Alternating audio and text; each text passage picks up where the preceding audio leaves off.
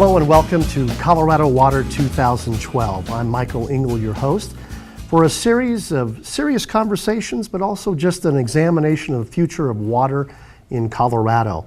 It's an important series, and certainly one of our important guests in this lengthy series, an important discussion on water, is a familiar face to the water community, and that is longtime Chieftain reporter Chris Woodka, who is the primary water reporter, I would say, for the state of Colorado. Welcome, Chris. Well, thanks. It's nice being here. I want to talk for just a second about that. You certainly are recognized within the state as probably the #1 water reporter. I know you may not be comfortable with that designation, but certainly it's well deserved. And I know one of the things that we need to really kind of point out is, why are we even having a discussion on water? What's the primary push and pull on this particular issue? Well, there's not enough water to go around, Mike, and I think that people are beginning to realize that as water becomes shorter, there's less water to grow crops. The cities are having to make more of an effort to find water. So I think it affects our daily lives more than it has in the past. So it's a critical element, obviously, of not just our, and I know Colorado Water 2012, the initiative is talking about water past, present, and future.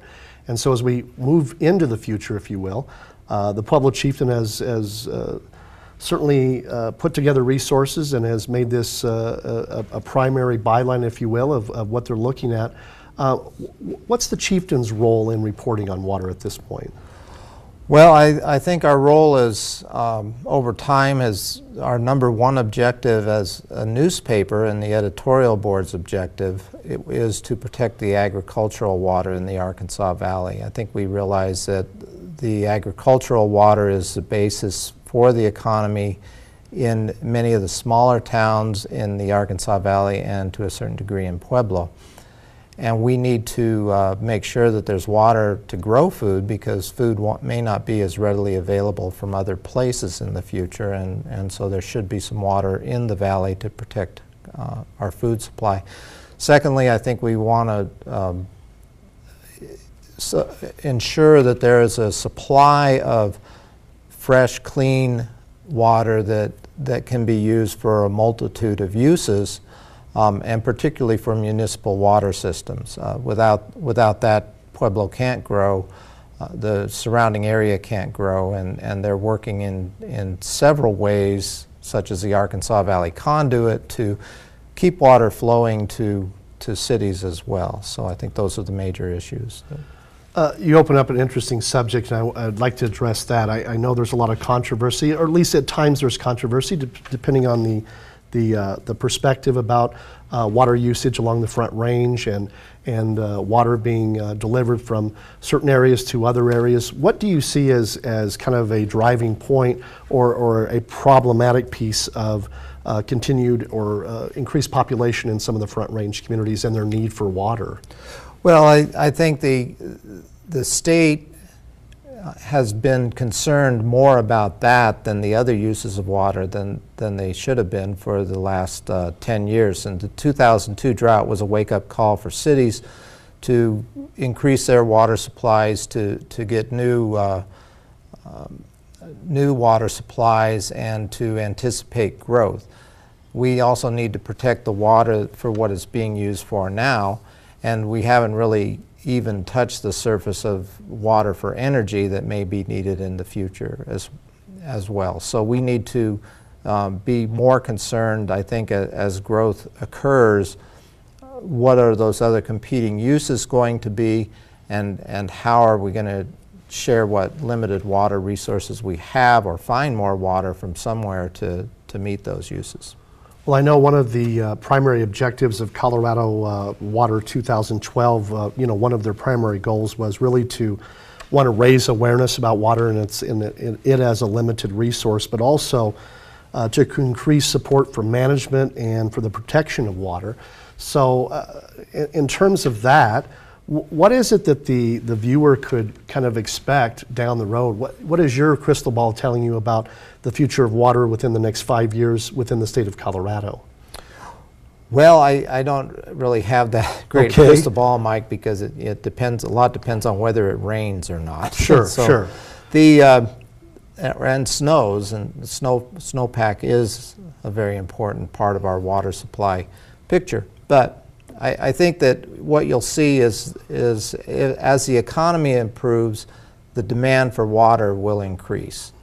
And as more people move into the state from other places, the need for more water supplies will increase. So I think you'll see the different needs, the agricultural needs, butting up against the municipal needs that we've already begun to see.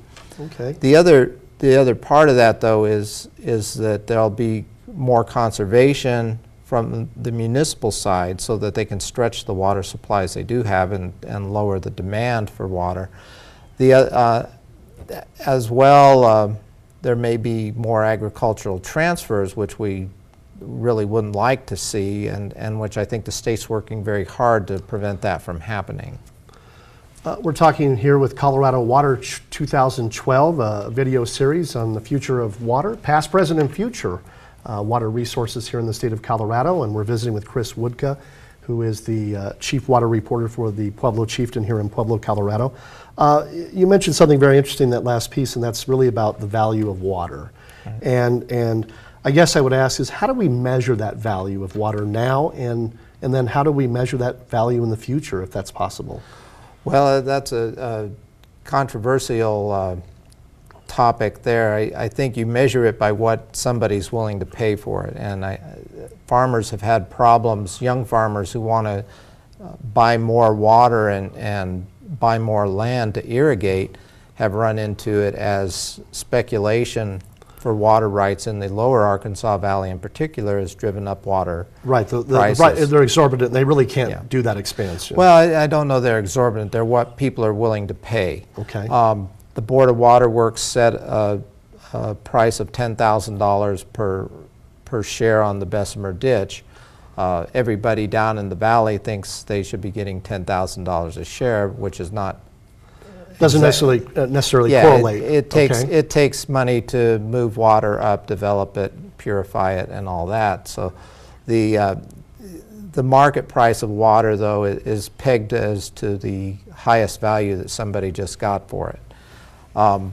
When we talk about short-term transfers of water an irrigator might need some extra water to irrigate their crop. It might sell for less than it would ultimately be worth to the city. A municipality, say. Okay. Right. And frequently the Pueblo Water Board does that. We'll lease water on a short-term arrangement without giving up their water right, and then be able to satisfy the short-term needs of agriculture. And it's a win-win for everyone. There's the economic benefit to the Board of Works, but also the farmers receive that necessary element. Correct. Okay. And in recent years, the farmers have formed their own, or tried to form their own marketing cooperative called the Super Ditch, which has gotten some support from the chieftain and some concerns from the chieftain too about the amount that could be transferred. And I think the super ditch is the farmers' way of catching up to the cities in marketing water. They realized that they could sell the agricultural water for more than it's worth in a time when the municipalities might need it. Oh, okay. And then realize a profit that way that would be similar to growing a crop in years that they might not be able to grow a crop. Well, I think it's really interesting. One of the controversial pieces certainly that we've seen throughout this entire examination is the selling of agricultural water rights, or perhaps to a municipality. Is that going to continue to be a controversial piece of water, not just legislation, but water discussions and controversy? Is that going to continue? Well, I think as long as there's a city willing to pay the money and a farmer willing to accept the money for water rights, they could be sold. A big push on both the state level and with water organizations, particularly the Lower Arkansas Valley Water Conservancy District, is to provide better alternatives for farmers so that selling to a city might not be the only way There's some other alternatives to yeah, that. for years, people have said, well, that's a farmer's 401k, and I think there's a lot of people in the Arkansas Valley, and the Chieftain Editorial Board being among them, that believe that there should be other options for a farmer and for future generations that might want to go into farming to preserve agriculture in the valley. Okay. In Colorado Water 2012 language, I know one of the key elements, they talk about enduring optimism about the future of Colorado water. And off camera, we were discussing some recent statistics, certainly here in this particular area, and that was that water consumption, for a wide variety of reasons actually, it has been down on occasion, maybe currently not in this drought period we're experiencing now, but of more interest, I think, to our viewers would be that a significant number of citizens have indicated that understanding water and its future use and implications is significant. And can you talk a little bit about those statistics that we share? Yeah, we've seen polls from water organizations for years that have shown that levels of public belief that water is an important issue are up around 80–85% in nearly every community, growing communities like Douglas County, stable communities like Pueblo, and everywhere across the map you see people believe that water is an important issue. Our own newspaper recently did a study and found that 70% of our readers rated it as an important issue, and that 70% thought we were doing about the right coverage in the newspaper of that issue. So I was actually surprised by those numbers. Right. I get teased a lot for writing so much about water, and it's often people will joke that it's a dry subject. So why do you write so much about this dry subject? But I think people are interested in it. I've met people who have kept scrapbooks of articles of water going back 30–40 years, just because it's complicated and they forget some of the things that might have happened. So. And are we starting to see some newer segments of people who now are thinking about water? And I shared with you off camera that I really thought, I think for the longest time, water was really an agricultural question and issue. And now, I see it more as a normal consumer who opens his tap or waters his lawn. Is there some other segments that are now starting to become interested? Yeah, it's interesting to me. When I first started covering water back in the 80s, it was mainly we were dealing with agricultural transfers to cities, and there were basically two players. I soon learned from covering meetings about water that the recreational community had a growing interest in water, and that interest, I think, has overtaken a lot of the discussions about water that used to be held just strictly between, well, I'm a farmer and I want to sell water to a city, and now there's all these intervening uses that are non-consumptive uses, which means that the water isn't physically taken out of the primarily recreational and some of those areas. We have a very large boating economy on the upper Arkansas River. We have a healthy fishing industry below Pueblo Dam because of improvements that have been made there. And those types of concerns really just didn't used to be in the conversation. Right. And they are more and more entering the conversation. And what I find really heartening is that the people who are advocating water uses for recreation, the environment, or for wildlife are now treated with equal respect by the other interests that used to not feel that way. Yeah, so it really has expanded in terms of the various consumers and how we're looking at certainly the significance of the Fry Arc project and how it's really brought water down to this area. Right. And let me take that subject there. Some 55,000 acre feet of water flowing over through the Fry Arc project. Are we just ever increasingly going to see the demand increase for that amount needed as we get more and more citizens pouring into Colorado? The Fry Arc water is supplemental water that is meant to augment other uses that are already going on.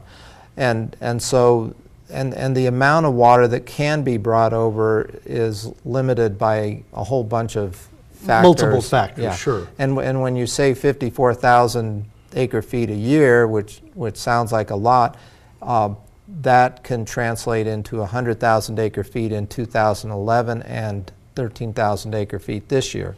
Okay. And so you get the average, so it's not always all there, and so it's not a water supply that somebody can really depend and build on. It's certainly supplemental. Right. Okay. And that's what it was meant for, and there are also legal frameworks that exist that will keep about half of the water, a little more than half of the water for cities, and a little less than half of the water for agriculture. And there's some population stipulations in terms of the population, I believe, right, in various communities before they can draw a percentage? Well, the legal stipulations are written in a way that they're done by geographic areas. Like Okay. Colorado Springs gets a certain amount, Pueblo gets a certain amount. Okay. So they're not really going to be affected by changes in population at all. The water is just there to supplement other uses that are already going on. We're visiting with water reporter, Pueblo Chieftain water reporter Chris Woodka as part of our Colorado Water 2012 series. And I want to kind of wrap up. And one thing I thought was interesting, you mentioned you've met people who have had scrapbooks of 30 years of water history because you're part of this element now. One of the primary purposes of this project right here is to have some archival footage of those who have been involved in this project. So as someone who certainly has been part of this discussion for a lengthy period of time, I do want to talk also about briefly the future of water reporting. There's going to be a newer generation of reporters that will need to come in and grab the reins at some point. Do you see more and more newspapers having a need for water as a primary subject area that they're going to be reporting on? I think that in a year like this where you have a drought, you have a lot more media attention on water than you would in any other year except if you had a flood. Those are the main things that drive media coverage of water issues. To get the background reporting, yes, I would encourage newspapers to continue to pay attention to the things that shape their own water supply in whatever community they're in, whether it's an agricultural community or a city. A lot of people in the city think you can turn a tap on and that water will be there regardless. That's not always true. We're facing a huge infrastructure question right now of a backlog of billions of dollars of municipal projects for sewer and for clean water delivery. Right. We've got the unfinished project of the Arkansas Valley Conduit, which will help towns like La Junta, Lamar, Rocky Ford develop their water supplies for the future as well. Not just clean drinking, but also some limited recreational use as well? Well, the conduit is a drinking water project, okay, and that's primarily what it's for. So I think that the recreation in the upper Arkansas Valley, as boaters would tell you this year when the flows haven't been so good, is important, and it's important for them to keep working with the other entities. And I don't think that any one of these areas, agriculture, the cities, recreation, should be given an advantage, an unfair advantage over the other areas that need water. So to keep it balanced, we're going to have to keep an eye on them. Okay.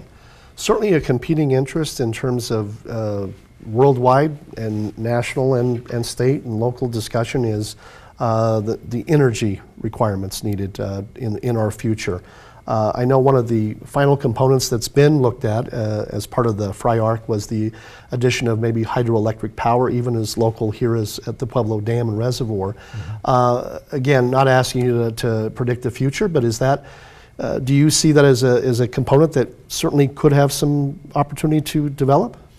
It's really a small component.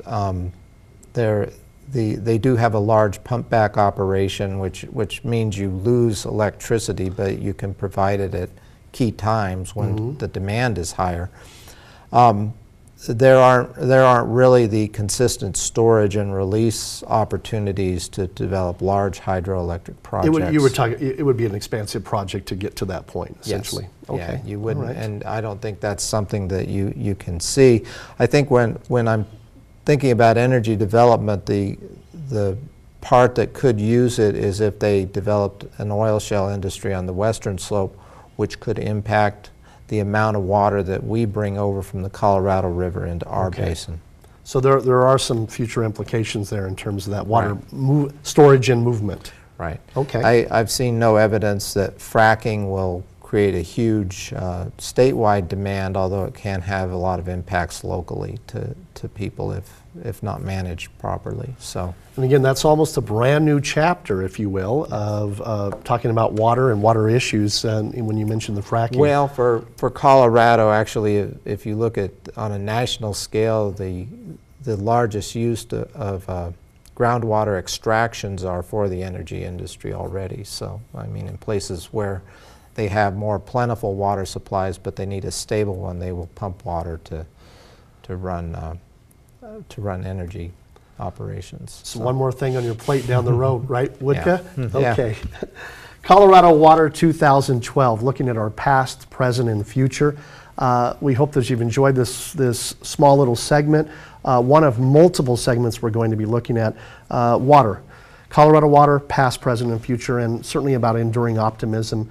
Chris Woodka from the Pueblo Chieftain, thank you for your time today. Thanks for letting me be here. And we look forward to drawing on your expertise and information and knowledge down the road as we continue to examine Colorado Water 2012. All right. We'll see you in our next series. Thanks for watching.